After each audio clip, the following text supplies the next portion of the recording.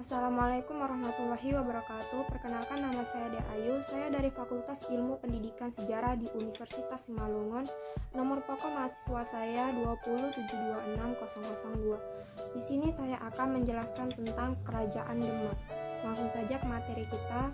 Kerajaan Demak mulainya merupakan sebuah kadipaten yang berada di bawah kekuasaan dari Kerajaan Majapahit. Menurut sumber sejarah lokal di Jawa, keruntuhan Majapahit terjadi sekitar tahun 1478 Masehi. Hal ini ditandai dengan candra sengkala sirna hilang kertaning bumi yang berarti memiliki angka tahun 1400 Saka. Ketika Majapahit runtuh, Demak mulai memisahkan diri dari ibu kota di Bintaro. Letak geografis berada di pesisir utara Pulau Jawa dengan lingkungan alamnya yang subur, bermula dari sebuah kampung yang dalam babat lokal disebut Gelagahwangi. Tempat ini konon dijadikan permukiman muslim di bawah pimpinan Raden Fatah yang kehadirannya tersebut atas petunjuk seorang wali bernama Sunan Ampel. Raja pertama Kerajaan Demak adalah Raden Fatah yang bergelar Sultan Alam Akbar Al-Fatah. Raden Fatah merupakan putra dari Raja Majapahit bernama Prabu Brawijaya V dengan putri keturunan Cina yang bernama Syubanse.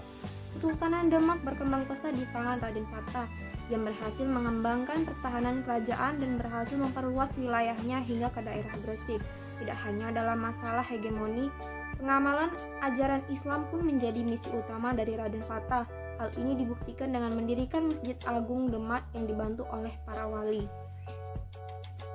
Pada tahun 1513 Masehi, beliau juga mengutuskan anaknya yang bernama Pationus untuk menyerang Portugis di Malaka.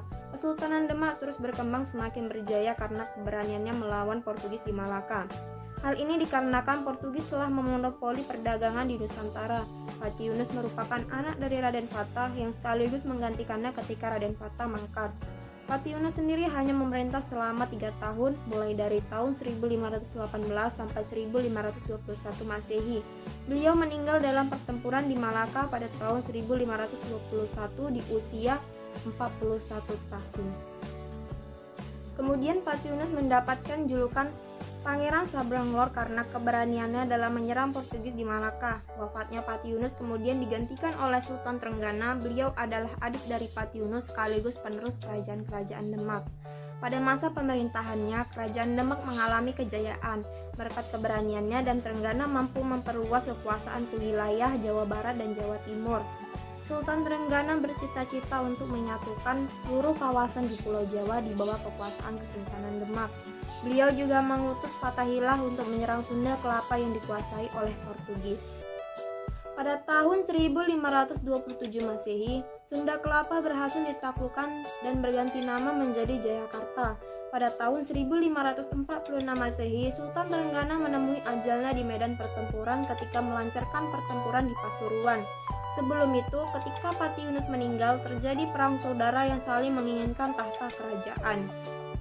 Yang berhak mewarisi tahta kerajaan sebenarnya adalah Pangeran Sedolepen atau Pangeran Surawiyoto, tetapi ia terbunuh di tangan Sunan Prawoto, anak sulung dari Raden Trenggana. Kemudian Sunan Prawoto meninggal karena dibunuh oleh anak dari Pangeran Sedolepen untuk membalaskan dendam ayahnya. Anak Pangeran Sedolepen, Arya Penangsang, berebut tahta dengan menantu Sultan Trenggana yaitu Jaka Tingkir. Kemudian Jaka Tingkir naik tahta dan memiliki gelar Sultan Sutowijoyo dan kekuasaan pindah ke Pajang. Demak kemudian ganti status menjadi kadipaten. Sekian dari materi yang dapat saya sampaikan tentang Kerajaan Demak.